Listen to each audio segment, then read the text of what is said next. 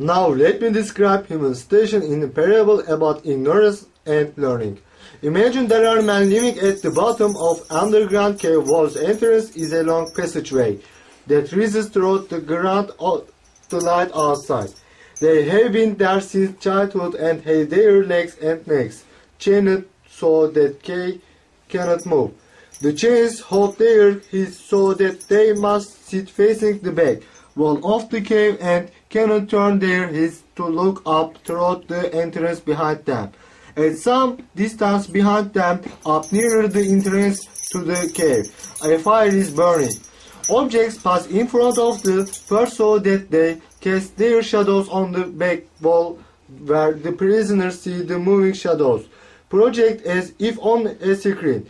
All kinds of objects parade before the fire, including statues of men and animals whose shadows stand on the wall in front of the prisoners. Those prisoners are like ourselves. The prisoners see nothing of themselves or each other except the shadows each one body cast on the back wall of the cave. Similarly, they see nothing of the objects behind them, except their shadows moving on the wall. Now imagine the prisoners could talk with each other. Suppose their voices echoed off the wall so that the voices them to come from their own shadows. Then wouldn't they talk about these shadows as if the shadows were real? For the prisoners really would consist of nothing but the shadows. Next, imagine that one prisoner was freed from his chains. Suppose he was suddenly forced to stand up and turn toward the entrance of the cave. Suppose he was forced to walk up toward the burning fire. The movement would be painful, and the glare from the fire would blind him so that he would not see clearly. The really objects was shadows. He used to watch. What would he think if someone explained that everything he had seen before was an illusion? That now he was nearer to reality and that his vision was actually clearer. Imagine he was then shown the objects that had cast their shadows on the wall and he was asked to name each one. Wouldn't be at complete loss. Wouldn't he think the shadows he saw before were more true than these objects? Next, imagine he was forced to look straight at the burning light. His eyes would hurt, the pain would make him turn away and try to return to things he could see more easily. He would think that those things were more real than the new thing they were showing him. But suppose that once more someone takes him and drags him up the step and rugged as cant from the cave. Suppose someone forces up into the full light of the... Won't he suffer greatly and be furious at being dragged upward? As he approaches the light, his eyes will be dazzled and he won't be able to see any of this world we ourselves can relate.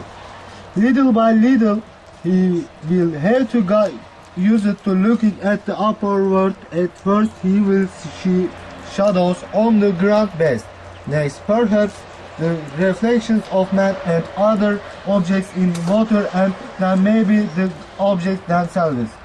After this, he would find it easier to gaze at the light of the moon and the stars in the night sky than to look at the daylight sun.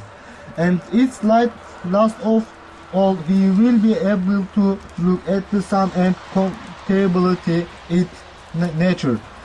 He will not just look at its reflection in water, but will see it as it is in itself and its own domain.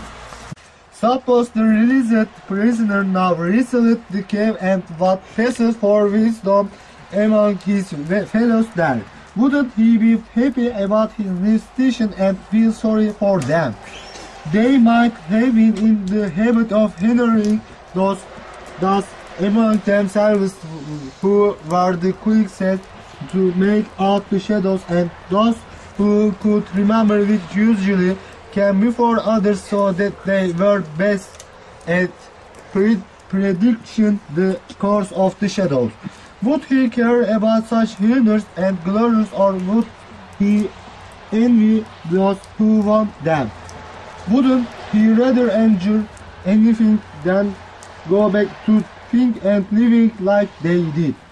Finally, imagine that the released prisoner was taken from the light and brought back into the cave to his old set.